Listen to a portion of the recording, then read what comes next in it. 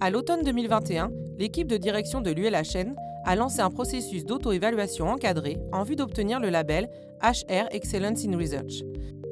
Ainsi, 448 membres de la communauté scientifique de l'Université Le Havre-Normandie ont pu recevoir un questionnaire dont le but était de recueillir les expériences personnalisées selon 4 axes précis.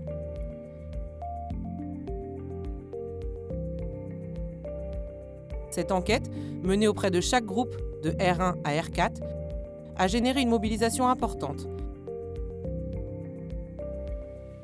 et comprend 2 temps forts d'analyse. Un volet quantitatif issu des statistiques liées au questionnaire et un autre qualitatif issu de témoignages personnalisés lors d'entretiens semi-directifs. Cette double analyse nous permettra de construire le plan d'action en vue de l'amélioration de nos pratiques. Un grand merci donc aux membres de la communauté scientifique qui ont répondu présent. Voici d'ailleurs un aperçu global des résultats d'une première analyse de tendance. Le rapport définitif sera consultable en ligne. Parmi tous les répondants, 63% sont enseignants-chercheurs titulaires, 14% personnel administratif et technique et 23% doctorants à TER. 74% de la totalité des répondants dispensent des cours, 214 heures en moyenne. On constate également un équilibre en matière de genre, mais une disparité de taux de participation selon les groupes. Pour 62% des participants, la démarche était inconnue. Les statistiques indiquent également que les actions à mener en priorité sur les 4 axes donnés s'organisent de la sorte. Le recrutement à 55%, les conditions de travail et sécurité sociale à 21,5%, l'éthique et la responsabilité professionnelle à 16,5%, et la formation à 6,6%. L'axe 1, les aspects éthiques et la responsabilité professionnelle. 4 sous-thématiques prioritaires ont émergé suite à l'analyse globale. La liberté de recherche, l'attitude professionnelle, la diffusion des résultats et les systèmes d'évaluation. La majorité des répondants, à 66%, indiquent ne pas avoir suffisamment d'informations concernant l'éthique, l'intégrité scientifique et la déontologie.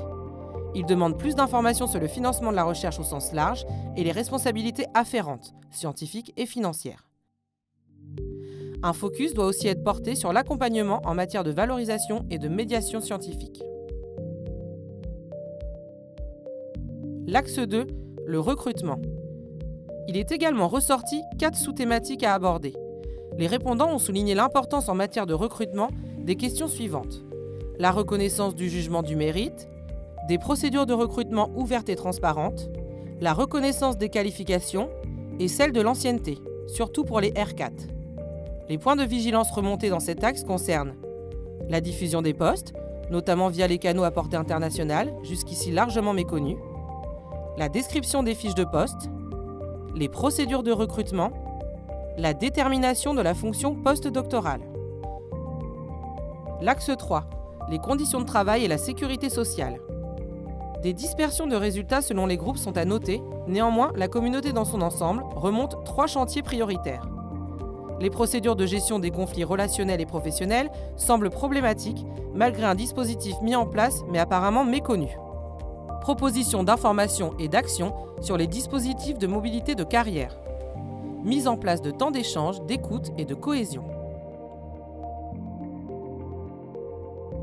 L'axe 4, la formation.